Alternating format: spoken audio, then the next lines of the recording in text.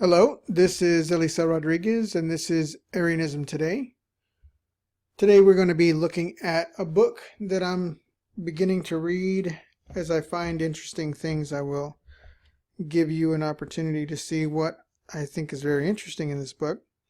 It is by Rowan Williams, and it is an interesting read so far. So, an interesting point is that according to Rowan, Mr. Williams, he's saying that he believes that the order of these books that are found, the creedal letter of Arius, should date about 321. He's got a whole bunch of reasons why. He sees it this way. These are the times that he believes that this should be the chronological order of the books. And then he starts talking about some interesting things. The thing I want to point out or look at right now is this section right here that says that Alexander, and we're talking about Alexander of Alexandria, he is the bishop of the church in Alexandria, which is one of the biggest cities in that time. It was really important. And this is where he is in rule. This is where the general area where Arius is a presbyter.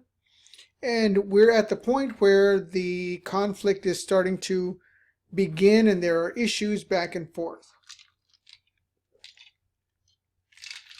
So it says Alexander, and this is the beginning argumentation of the Trinitarian consubstantial idea. The epicenter, or the source of all of the problems, comes when a bishop decides to adopt these thinkings or these reasonings.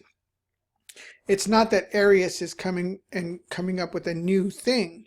It's that Alexander decides to follow after this new way of looking at things.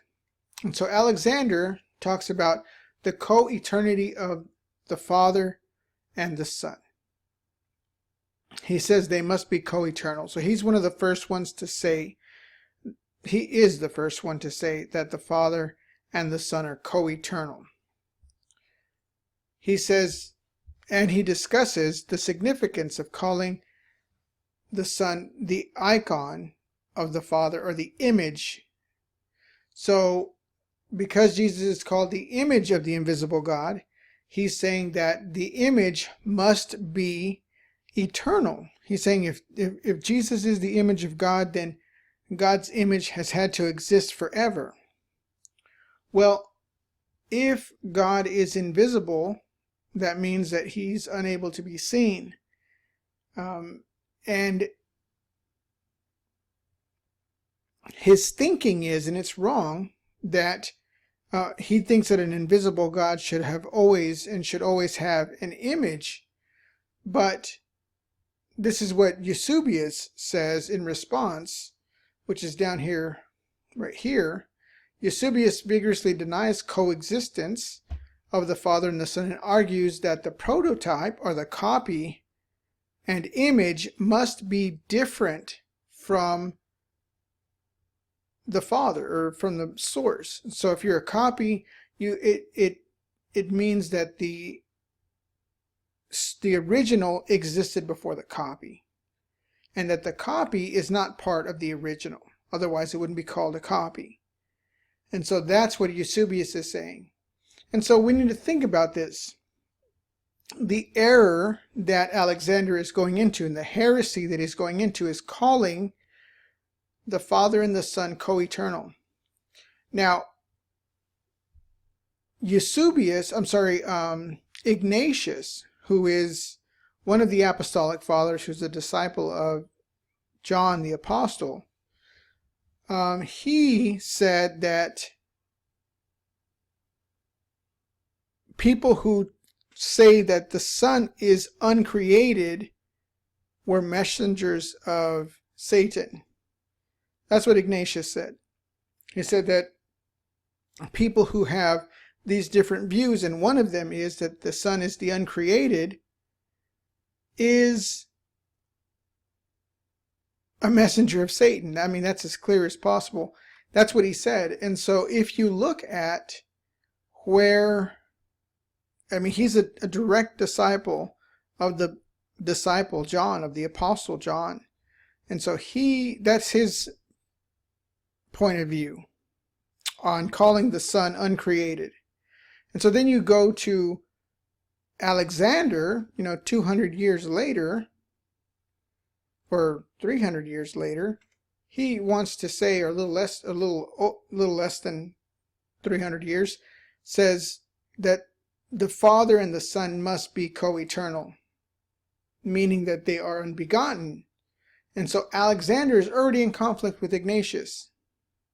He's already in conflict, and he's thinking that a copy needs to be as old as the original, and that if you're a copy or an icon or an image of or a picture of something else, that the picture has to exist forever, like God has existed forever. And this is absolutely wrong thinking. And this is the first arguments for the doctrine of the Trinity. This is the beginning of the doctrine of the Trinity. And so this is underlying what the Trinitarians believe under all of this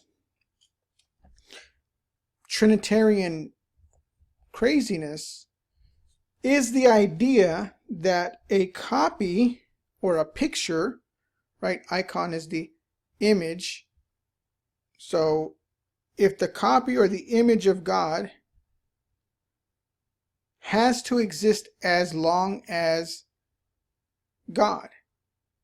And that just doesn't make any sense. So nowheres do you have to have that the picture has to exist. I mean, we just need to think about it like this. If there's a picture of you, does it mean that that picture has always existed as long as you have? No, absolutely not. And so we need to look at it in that sense. If Jesus is a picture, right? Image, picture, icon of God, does it mean that the picture has to be as old as God? No, it's absolutely not true. And so this argument that Alexander is giving is no good. Eusebius says, look, you're having a problem here. The prototype must be different from the original. So what he's saying is, and he's coming at it a different way. He's saying, look, there's only one thing that's eternal. So if there's only one thing that's eternal, there's only one thing that's uncreated, then the copy, the picture of God, cannot be God. And so Eusebius's attack is not on the weird excuse of that a picture or a copy of someone needs to exist as long as they do. That's a really ridiculous argument. Eusebius has higher thinking than that. And he says, look, the point is not whether or not there should be a picture should be as old as, or it has existed as long as the thing that was pictured. He's saying the issue is that the copy or the picture must not be what's pictured, or the image, or must not be what it's a copy of. That's what Eusebius says.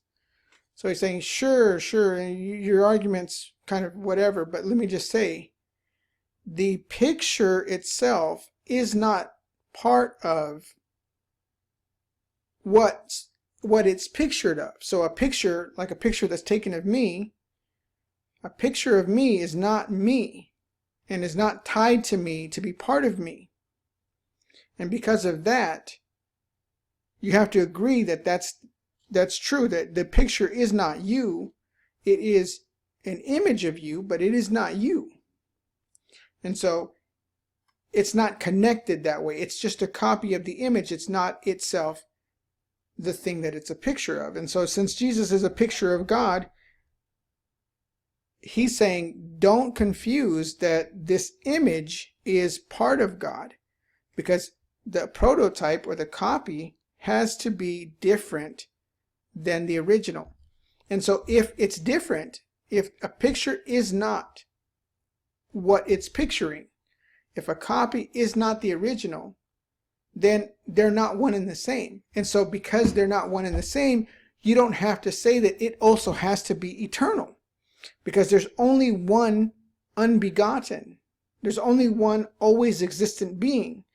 And since there's only one always existent being, which is the Father, then there cannot be another one. And so his argument, Alexander's argument of, well, if the picture needs to be as old as the thing it's picturing, that's nowhere given. And so Eusebius sees that the problem is for Alexander is that he's thinking that the picture is part of the original. And if a picture or a prototype or a copy, if a copy is part of the original in substance, then it's not a copy anymore. It's original. And so that's what Eusebius is saying, is that the wording itself, that it's a copy, means that it's not part of the original. It's a copy of the original. And since the original is the only one that's uncreated and is the only one that is the Almighty, therefore the image is not that, because there's only one of those. And so the copy, which is Jesus, is not therefore part of the original, because it's a copy, and inherent in the idea of a copy is that it's not part of the original. And so you don't have to assume that it also is eternal or all-powerful or almighty or all of those things.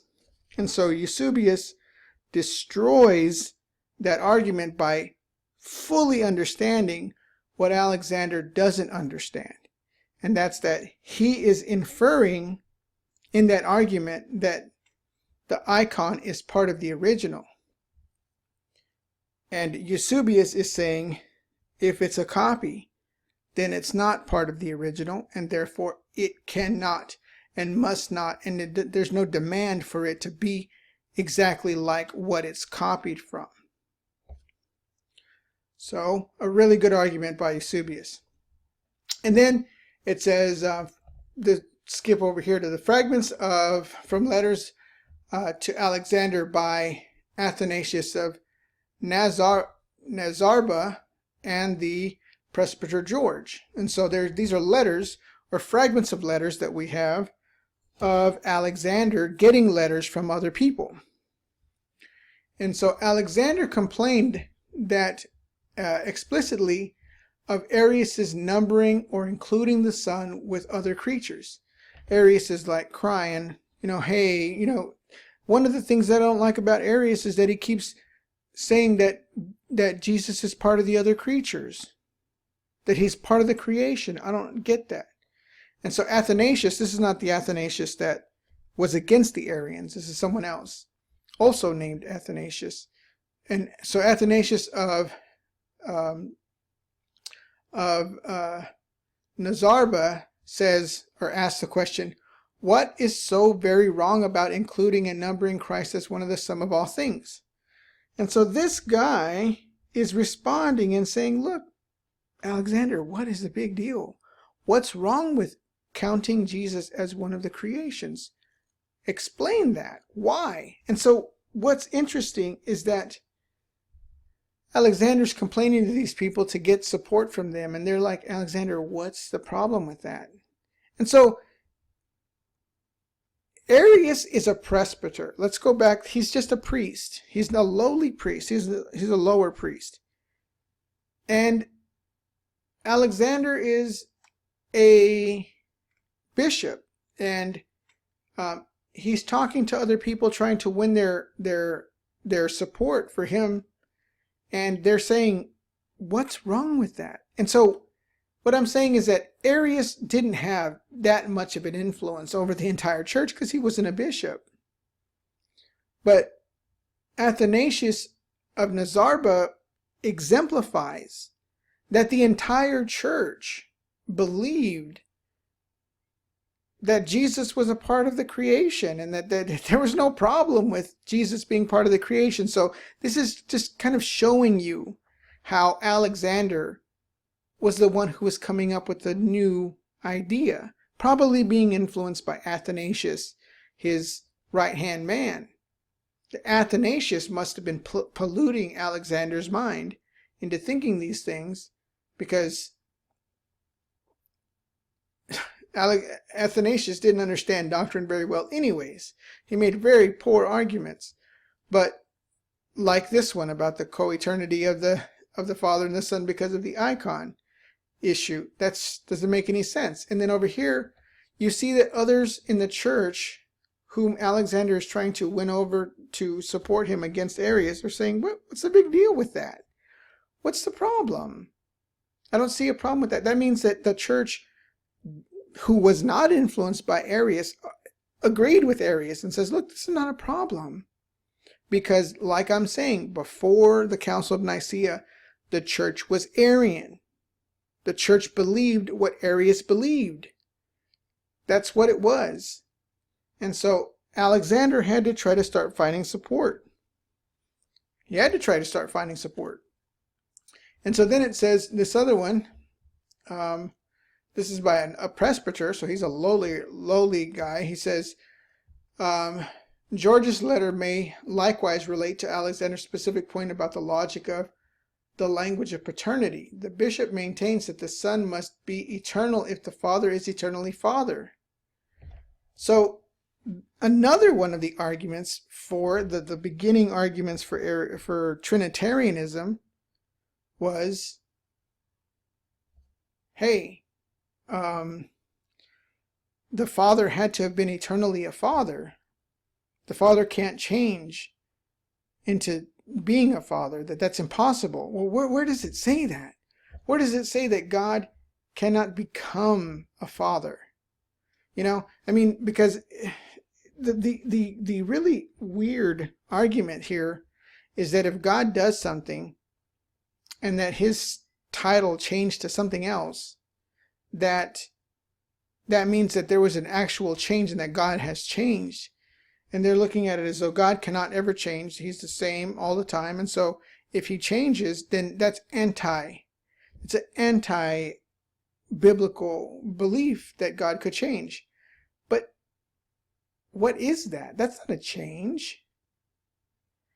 If you're saying that because the Father became, that God became a Father, in other words, he created a Son, that now he has changed into something else, that he's no longer what he was before, is preposterous. It's ridiculous argumentation. And so he's saying, look, we have to believe that that the Father and the Son coexisted, because otherwise the Father would have changed from being not a father to then a father. And God can't change like that. That's totally a crazy way of thinking about it, because, and let me just give you this understanding, if anyone does something and becomes a title, is given to sit on the throne with the Father, or anything else, that doesn't change them ontologically or make them a different person. It doesn't mean that they violated anything. So when you look at saying that the Father had to have been a Father eternally, doesn't make sense. Because all it is a title change. That's all it is. And so let's say that when the Father created, I don't know, light. So he's the God who created light. So did he change to being something, is the title the God, the creator of light, status now change him to be something else? I mean, you could, instead of saying Father, it could be anything. It could be the earth builder, or the earth creator, or the man creator, or the God who created the universe, or the God of all power, or the God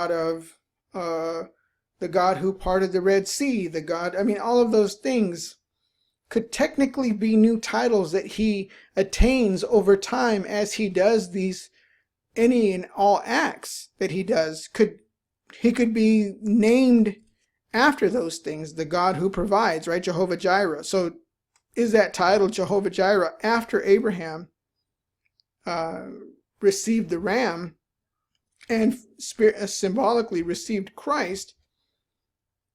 Does that mean that he's now changed, and that means that actually God has always given Abraham the reason to provide, and that Abraham himself has always existed as well? I mean, you can just keep following this argument, this line of thinking, on down to every act that he does.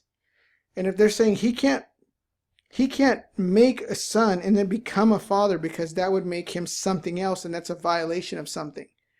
Every act that he does that is different from one that he's done before would technically give him a title of maker of XYZ.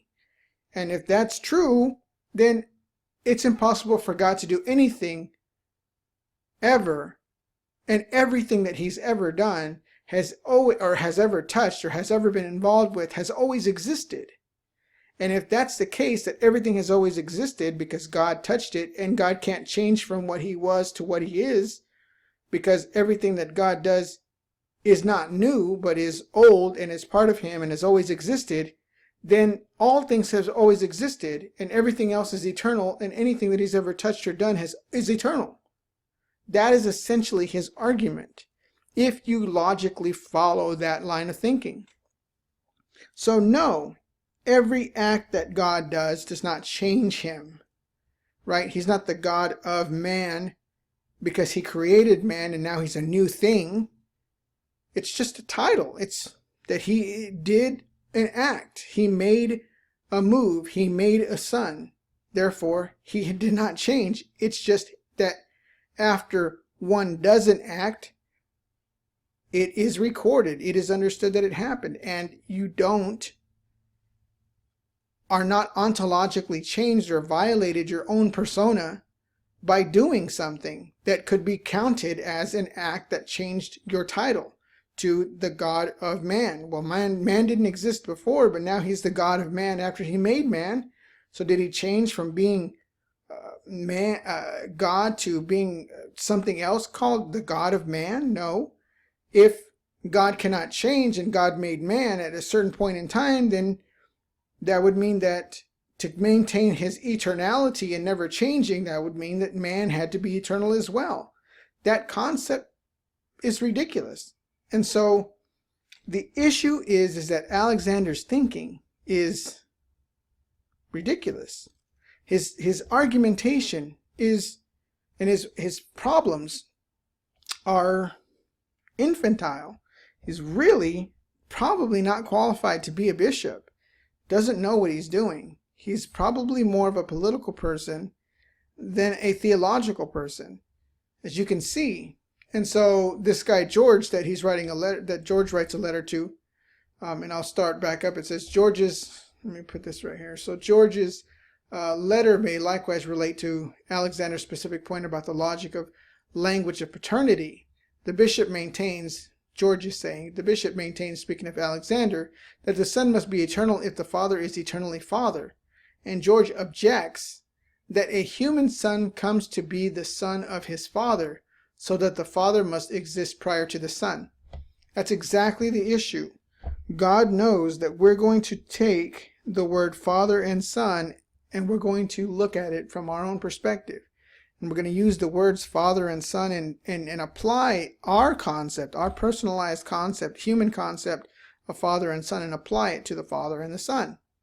And so because God knows that that's the way we are, and that's the way we're going to compare things, that's how he wanted us to understand it. If he didn't want us to understand it in human terms, he wouldn't have used human words. He would use some other concept. He would have introduced another concept in some other way. And so since he allowed it to be the same words, the same concept that humans understand, that means he intended us to understand the fatherhood and the sonhood as in the same way that we look at it. And so what does it mean? It means that a father exists before his son. He wills the son to exist. The son comes into existence. The father becomes a father. Before was not a father, and now he is. And it's his image. It's a spitting image of him, the son. So this is the beginning. This is the issue here, and we need to look at. This is the beginning of what the problem was with the Trinitarian thinking. This bishop is absolutely all over the place. He thinks that the picture of God, who is Jesus, that he thinks the picture of God must exist as long as the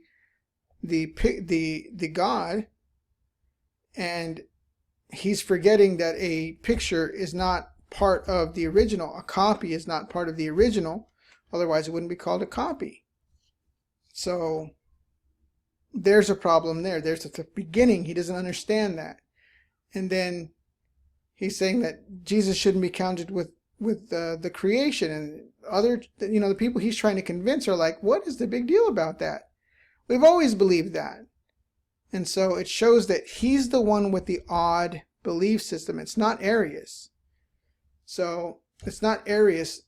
And I've shown in another video where it shows that Alexander was an Arian and believed Arianism before he believed Trinitarianism. And never mind that, and actually it's Binitarianism at this point, and never mind that, even Arius writes a letter to Alexander and reminds him that he used to teach what Arius taught, and that he calls him out. Hey, you used to teach the same thing I do, so what's the big deal? So that's all I'm going to do for now, but I just wanted to let you guys know what I'm reading and what I'm seeing, and as I keep reading and going further, if I see some more interesting things, I'll bring them out to you. But this is the beginning. These are the issues. This guy thought that the picture of God should be as old as God itself because the copy is part of the original. That's what he thought. It shows here that the rest of the church said, hey, what's the problem with calling Jesus part of the creation? We all do. What's the big deal? So it shows that the church as a whole, at least this church member, I don't know if he's a bishop or not, but he didn't have a problem with it. He's like, well, what's the big deal? And so then you have this priest saying, look, the Father has to exist before the Son. It's always that way. And it shows how Alexander is totally misunderstanding it. I don't even know how he became a bishop if he doesn't understand these basic truths. So anyways, that's it for now. That is the beginning of the so-called Arian heresy. But really what's happening is that Alexander is with the heresy, and he's trying to convince the church to condemn Arius so that the truth, which is what the majority of the church believes, is condemned as a heresy. This is what he's doing. Hope you guys have a great week. Bye.